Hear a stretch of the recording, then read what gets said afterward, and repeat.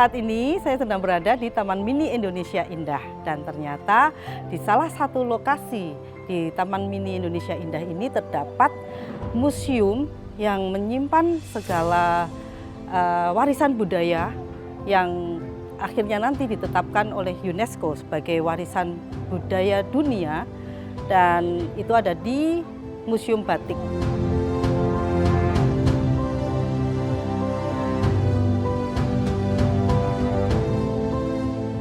Hai, saat ini kita sedang berada di Museum Batik di Taman Mini Indonesia Indah. Kata batik itu berasal dari kata dalam bahasa Jawa yaitu amba dan tritik, yang garis besarnya adalah teknik menggambar di atas kain dengan teknik menitik seperti itu, menggunakan lilin dan canting sebagai alatnya. Nah, saat ini kita ditemani oleh Kak Yardo. Halo. Halo Kak. Nah, kita nanti ngobrol-ngobrol ya Kak ya, sambil jalan-jalan di dalam. Tapi sebelumnya saya ingin tahu nih Kak, kalau melihat bangunannya itu kok unik ya Kak ya? Kayak apa itu ya? Itu bisa dijelaskan nggak Kak? Nah, jadi bangunan ini sendiri bentuknya itu adalah seperti bentuk gulungan kain. Gulungan kain. Betul. Okay. Nah, dimulai dari sini, ini ada awal dari gulungan kainnya ada 20 motif batik dari seluruh Indonesia. Nah, ini akan terus menggulung ke atas seperti bentuk bangunan ini. Bentuk bangunannya, jadi ini kainnya sampai menggulung sampai menembus ke atas gitu Kak? Betul sekali. Wah, jadi ini bangunannya aja udah unik. Nah, seperti apa di dalamnya? Yuk kita lihat bersama ya Kak ya. Yuk. Yuk. Yang di sini highlightnya apa dulu? Oh, highlightnya biasanya sebenarnya di sini sejarah batik di Indonesia. Terus di sebelah sana ada patung-patung, arca-arca yang membuktikan bahwa batik itu sudah ada sejak lama. Oh ya, penting ini. Nah, ini kita ada di mana nih Kak? Ruangan apa ini? Ini ada di ruangan sejarah batik di Nusantara. Nah, tapi sebelum kita membahas sejarahnya, kita bisa lihat ke sebelah sini ada sertifikat dari UNESCO. Wah, ini. Nah, sertifikat UNESCO ini mengakui batik sebagai warisan budaya tak benda dunia. Dunia ya, berarti sudah diakui oleh dunia sekarang bahwa batik itu adalah warisan budaya dunia. Tahun 2009 ya Kak? Betul, 2009. Nah, dari sertifikat ini juga nanti adalah yang menjadi dasar untuk adanya Hari Batik Nasional. Gitu. Hari Batik Nasional di Indonesia tiap tanggal berapa? Setiap tanggal 2 Oktober. 2 Oktober, ya. Nah, setelah itu di sini juga ada bukti-bukti bahwa batik sudah ada sejak lama. Di sebelah sana ada potongan rumah dari zaman Majapahit. Jadi bisa dilihat ya, udah ada motif-motif batiknya ya, Mbak. Ornamen ventilasi berukir ini ya. Betul. Sini juga ada selubung tiang, ada ornamen ventilasi. Ini semuanya sudah ada motif batiknya. Iya. Ini kayak daun-daunan gitu ya Kak ya? Betul. Atau bunga ini ya? Nah, ini seperti motif kaum di sebelah sini. Nah, ini juga sudah ada. Ya. Dan ini di arca Durga ini motifnya seperti ini di kainnya ya? Sudah Betul ada di sekali. pakatnya juga. Ya. Di atas bajunya juga. Jadi ini kira-kira tahun berapa nih Kak? Nah, ini acara Durga ini berasal dari zaman Kerajaan Singosari. Iya, Singosari 13 Masehi. Betul, abad ke-13 Masehi. Abad ke-13 Masehi. Selain di sini juga ada yang di sebelah sini, Kak. Ini namanya ada Arca Prajna Paramita. Prajna Paramita. Ini juga dari abad sekitar ini ke-13 Masehi juga. Betul. Ini dari Candi Muaro Jambi. Muaro Nah, Jambi. di sini ada replikanya, kami ada replikanya di sini. Ini membuktikan bahwa batik itu tidak hanya dari Pulau Jawa, tapi juga dari seluruh wilayah Nusantara. Iya. Di sini juga nih terlihat batik-batiknya yang ini ya, detailnya juga ada nih. Nah, di sebelah sininya ada, di sebelah sini dan di belakangnya pun juga ada. Berarti ini kalau aslinya kain ya waktu itu? Betul. Mereka ya. Ini seperti bentuk kain. Tekniknya juga kira-kira sama nggak tuh waktu abad ke-13 itu? Nah, diperkirakan kain-kain yang ada di sini juga ini bentuknya mirip dengan pembuatan batik. Pembuatan batik, ya. Yuk kita lanjut kemana nih Kak? Sebelah sini? Oh, sebelah sini. Ke audio visual. Wah. Boleh silahkan duduk. Kita menonton. Nonton di sini. Nah, di sini ada proses pembuatan batik di Indonesia. Nah, di sini ada alat namanya canting. Ya. Nah, canting, dan di sini ada lilin malam panas sebagai bahannya. Di sini adalah pembuatan pola dari batik tersebut. Nah, di sini tahap pembuatan polanya. Jadi digambar dulu di Betul. kertas, kemudian diisi dengan apa itu tadi, malam ya? Betul, Lilin ya? dengan lilin itu malam. Ya? Lilin malam diisi di dalam polanya itu. Betul. Nanti di sampai atas seperti kain ini, ya. akan diberi lilin malam panas, lalu dibuat polanya. Kemudian ini tahap selanjutnya ada namanya nembok. Nembok. Nembok. Nembok itu jadi bagian-bagian yang tidak mau diwarnai akan ditutup dengan lilin malam. Nah, ini kemudian pewarnaan ya, Kak. Betul. Selanjutnya ini pewarnaan. Kemudian nanti akan direbus atau dilorot. Ini agar lilinnya hilang. Nah, selanjutnya kalau mau diwarnai lagi, maka perlu nembok lagi. Nah, nemboknya ini jadi yang sudah diwarnai tadi ditutup, lalu diwarnai lagi. Wah, prosesnya panjang. Panjang sekali. Kemudian nanti direbus lagi. Jadi setiap kali pewarnaan, terus setiap kali juga direbus. Betul. Jadi satu warna satu kali perebusan. Betul, karena tadi kan ditutup dengan lilin, lalu kemudian diwarnai. Nah, setelah itu akan direbus agar lilinnya hilang. Oh, siap. Oke. Nah, di sini ada perebusan Ini terakhir. perebusan terakhir. Perebusan terakhir berarti tadi tidak ada pewarnaan ya, hanya perebusan terakhir nih. Oh, ada tadi. Ada Tadi ada pewarnaan yang pewarnaan. kuning tadi. Jadi kuning, hijau, dan merah. Merah. Jadi ada 3 warna. 3 kali nembok, 3 kali pewarnaan, dan juga 3 kali rebus. Dan jadi motif ceplok dari Pekalongan ini. Betul. Iya. Boleh kita Ya, lanjutkan? kita lanjut ya, Kak.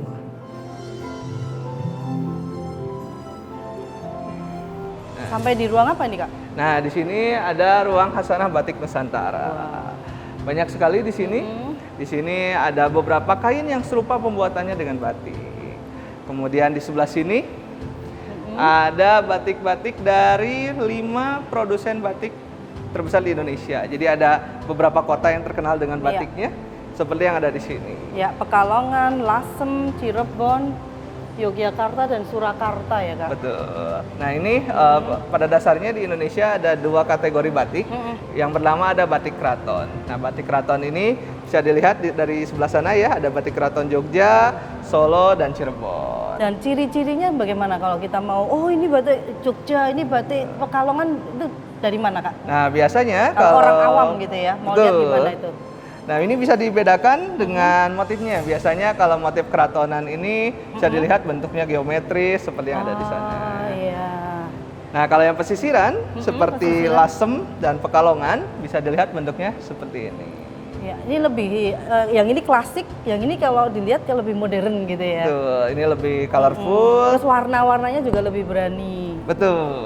Kalau yang ini lebih berwarna-warni. Biasanya kalau yang pesisiran ini banyak ya, salah satunya ada batik Lasem dan batik Pekalongan. Ini kalau dilihat, wah warnanya banyak sekali, berarti tekniknya juga yang pewarnaan, direbus juga Betul panjang sekali ya, Kak ya? Semuanya itu dilalui untuk mendapatkan batik seperti ini. Keren, keren.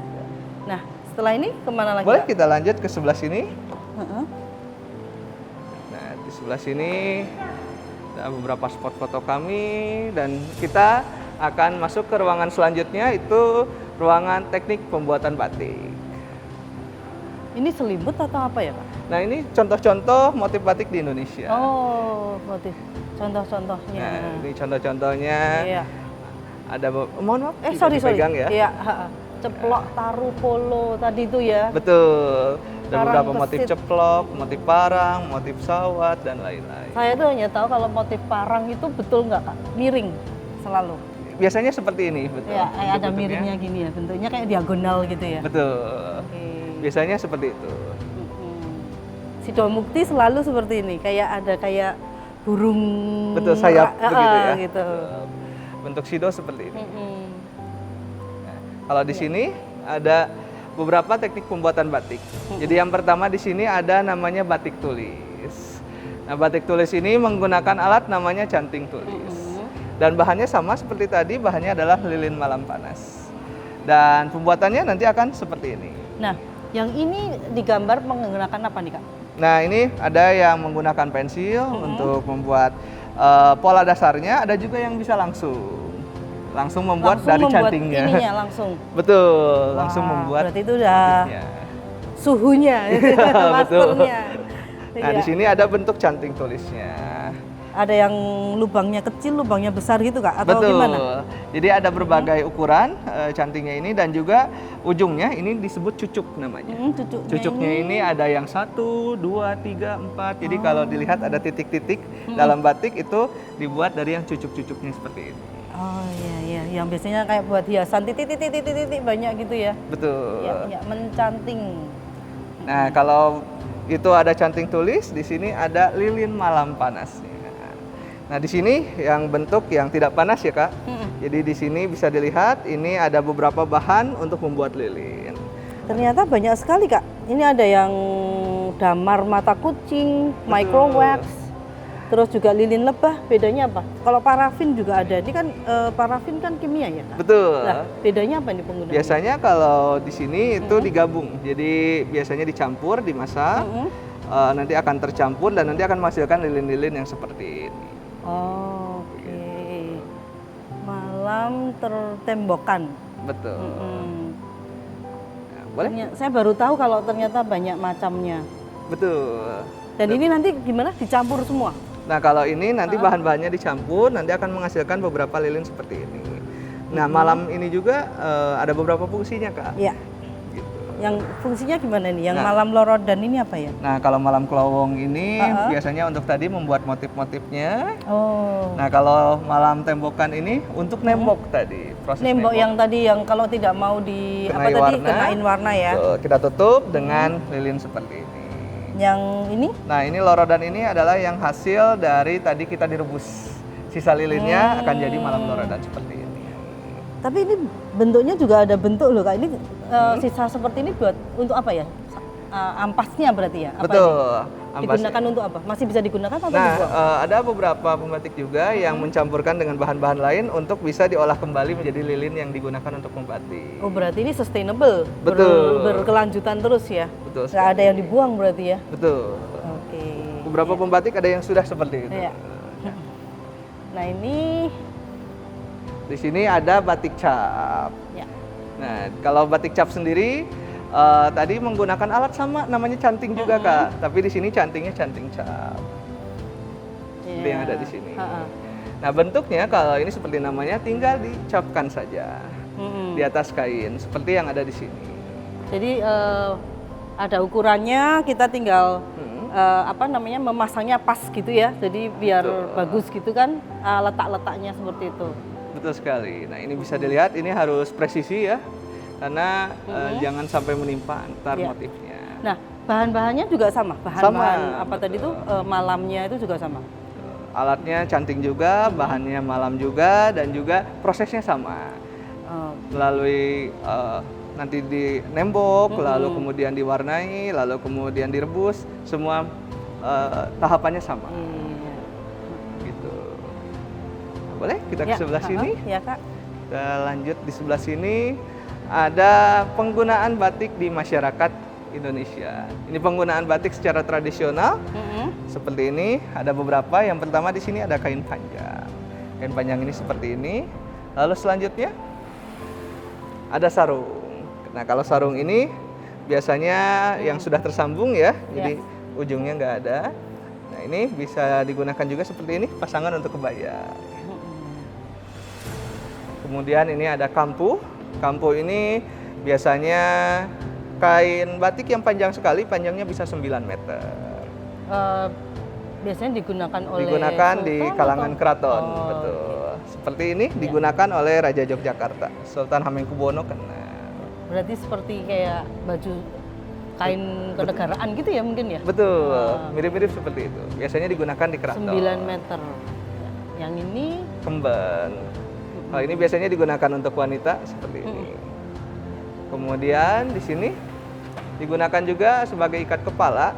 Jadi termasuk belangkon juga itu termasuk ikat Ternyata kepala dari batik. kain batik juga ya. Betul. Nah, selain itu di sini ada kain gendongan. Iya. Nah, kalau kain gendongan masih kita gunakan juga ya untuk menggendong bayi dan ini sudah ada sejak lama juga. Saya masih punya itu satu di rumah. Karena kainnya batik itu kan enak sekali. Betul. Dingin. Ada beberapa ibu juga yang bilang katanya lebih mudah untuk membuat kain gendong, menggunakan kain menggunakannya gendongan. untuk diputer-puter gitu-gitu. Betul. Nah, boleh kita ke sebelah sini. Ya. Nah, di sini ada beberapa kain batik juga. Seperti di sini ada perkembangan teknik batik. Jadi di sini ada namanya teknik complongan. Nama teknik complongan ini, jadi ketika pembuatan batiknya, kainnya itu akan ditusuk-tusukkan dengan jarum. Nah, nanti sisanya itu bisa dilihat ada titik-titiknya di dalam ini. Nah, itu adalah sisa-sisa dari tusukan jarum tersebut. Jadi ini sudah ditembok dulu, Betul, terus sudah baru kemudian ditusuk-tusuk Tusuk. dengan jarum. Betul. Lalu direbus tadi itu, Betul. temboknya hilang kan, Ya. baru muncul titik-titik ini. Iya, betul. Wih, Nah, ini perkembangan teknik batik. Jadi batik itu akan terus berkembang sekali. Iya. Jadi bahkan tekniknya pun terus berkembang seperti teknik complongan yang ada di Complongan. sini. Boleh kita lanjutkan sebelah sini. Di sini juga ada perkembangan motifnya. Di sini seperti di sini ada parang lidah api, lalu ada batik tulis saung galing seperti yang ada di sini. kalau yang dari motif-motif ini sampai sekian ini yang paling mahal itu yang mana, Pak? Nah, yang paling mahal banyak sekali. Itu karena banyak batik yang pembuat batik itu banyak sekali. Ada yang membuatnya limited edition, kemudian ada yang membuatnya khusus. Salah satunya seperti yang ada di sini, ini menggunakan bahan sutra. Wah, Nah, ini juga salah satu yang mahal. Di sini dua-duanya ini menggunakan kain sutra. Iya. Dan setahu saya dalam kalau pembuatan batik tulis itu kebanyakan kan orang-orangnya udah sepuh Betul. dan mereka duduk sambil wiridan, Iya. sambil sembahyang, sambil doa. Betul. Jadi batiknya itu sangat sakral akhirnya. Apakah seperti itu ya, Kak? Ada, betul. Ada beberapa pembatik yang biasanya juga sambil membuat batiknya sambil sholawat gitu. Nah, juga ada juga batik yang berdoa dulu, kita berdoa dulu sebelum pembuatannya. Jadi setiap pembatik juga punya cara sendiri untuk membuat batiknya. Nah, ini di sini ada beberapa tokoh yang berjasa dan berkontribusi terhadap dunia batik. Seperti di sini ada Bapak Ali Sadikin. Nah, mungkin banyak yang belum tahu bahwa Bapak Ali Sadikin ini yang pertama kali menetapkan batik sebagai seragam sekolah. Jadi batik itu digunakan sebagai seragam sekolah untuk wilayah DKI Jakarta ketika beliau menjadi gubernur. Pada tahun 72 ini ya, 1972 ini. Betul. Kemudian nanti akan terus berkembang hingga seluruh Indonesia biasanya menggunakan batik sebagai seragam sekolah. Gitu. Boleh kita lanjutkan? Iya, Kak. Nah, di sini ada ruang kesimpulan kami. Jadi batik itu sebenarnya sudah melekat dalam kehidupan manusia. Bisa dilihat di sini sejak lahir, sejak bayi lahir itu kita menggunakan batik biasanya untuk Mendong bayi. mendong bayinya. Iya. Betul. Kemudian biasanya ada juga tradisi di sini tedak siten. Ya, tidak sih. Ini pertama kali bayi menginjakkan kaki di tanah itu juga menggunakan batik. Kemudian ketika disunat, ketika anak-anak biasanya disunat itu juga menggunakan sarung batik biasanya. Ketika menikah juga ini menggunakan kain batik juga. Iya. Nah, ketika Dan ini siraman. bahkan hingga meninggal dunia pun Iya. menggunakan batik iya, juga. batik, iya. Betul. Jadi batik itu sudah sangat melekat dalam kehidupan manusia. Iya. Nah, kemudian di sebelah sini bisa kita lihat ada pembuatan batik tadi ya, dari pembuatan polanya, kemudian nembok, kemudian pewarnaannya, hingga ngelorot, direbus, hingga menjadi batik itu akan terus berkembang, namun tidak akan hilang dari pangkalnya. Jadi batik akan terus lestari, tak lekang oleh zaman. Seperti itu. Itulah mengapa UNESCO menetapkannya sebagai warisan budaya dunia di tahun 2009 ya Kak. Betul sekali. Nah, di sini ruang kesimpulannya nanti untuk pengunjung museum akan kembali melalui jalan yang sama. Seperti itu.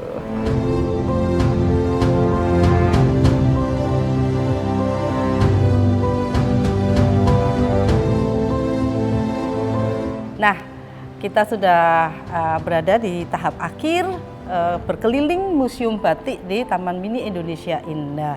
Ternyata pengalaman yang kita dapatkan, yang kami dapatkan tadi itu ternyata seru sekali loh Kak. Banyak tidak hanya pengetahuan tentang batik, tapi juga filosofinya. Ternyata dan jadi apa ya, lebih menghargai sebuah sehelai kain batik itu ternyata prosesnya panjang sekali. Kalau boleh, kalau ada ini Kak, mungkin ada tips untuk kami yang awam dengan batik, cara menyimpannya yang baik gimana, seperti itu. Ini khusus untuk batik tulis berarti ya? Betul. Sebenarnya untuk batik tulis dan batik cap juga bisa. Jadi salah satunya hati-hati ketika menyimpan batik, mohon untuk tidak di daerah yang lembab, kemudian di tempat disimpan dengan baik begitu. Nah, untuk lipatan juga bisa bisa digantungkan atau dilipat seperti di museum. Kebanyakan dari batiknya kan digantungkan, Ya, jadi agar di lipatannya tidak rusak begitu.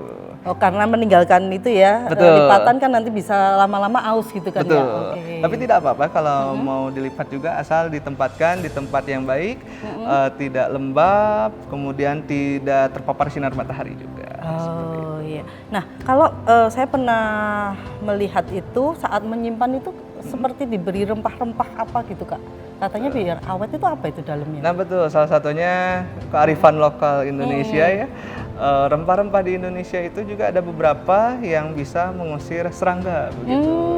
Jadi kan kalau kain batik itu salah satunya rentan, banyak ada yang bisa bolong, ada di serangga begitu ya. Nah, salah satunya untuk mengusir serangga dan menjaga batiknya agar tidak digigit serangga bisa menggunakan berbagai rempah-rempah tersebut. Oh gitu. Nah, ternyata banyak hal yang bisa kita dapatkan di sini dan semoga perjalanan kita hari ini bisa menjadi suatu pengalaman berharga dalam lebih memahami warisan leluhur Indonesia. Terima kasih.